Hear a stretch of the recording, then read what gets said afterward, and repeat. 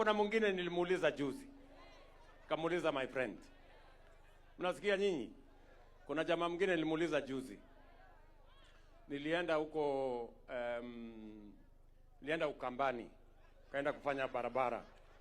Sasa jamaa mwingine nikamuuliza juzi kwa sababu alikuwa ananiambia maneno mengi. Nikamwambia wewe, mimi sasa ndio napanga barabara ya kwenda kwako. Wewe umekuwa uongozi miaka 50. Barabara ya kwenda kwako ni ya vumbi.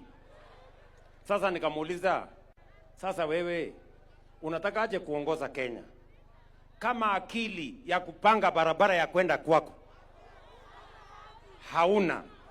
Akili ya kupanga barabara hizi zote, sijui expressway, sijui hiyo ingine, atatoa wapi? Atakuwa nayo? Ati akajaribu kujitetea.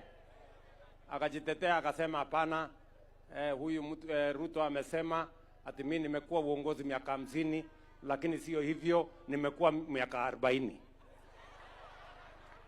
Sasa mimi nataka niwaulize, sasa my friend, haya wacha naomba msamaha, pengine sio 50, ni 40.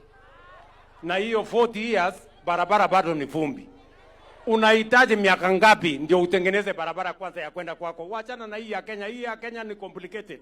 Huwezi kujua ya kwenda kwako peke yake lini, how many years. Bado nangojea majibu, hajanijibu. Akinijibu nitajua vile ya kumwambia. Nyinyi mnanielewa? Nyinyi mnanielewa? Sasa majamaa kama wale, kwanza unajua alisema kitu kingine nikacheka.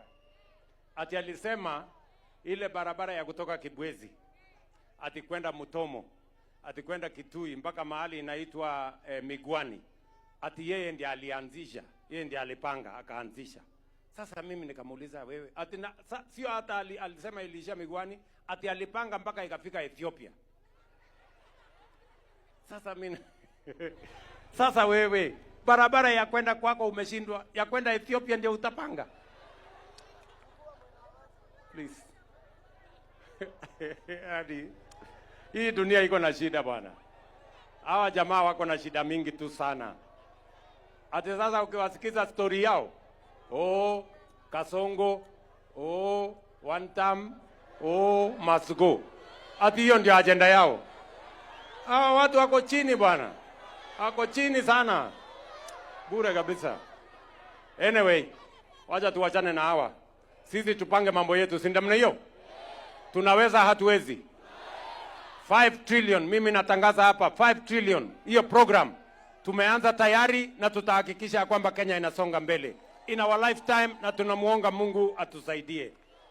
Kwa hivyo asanteni sana ndugu zangu watu wa Kanairo.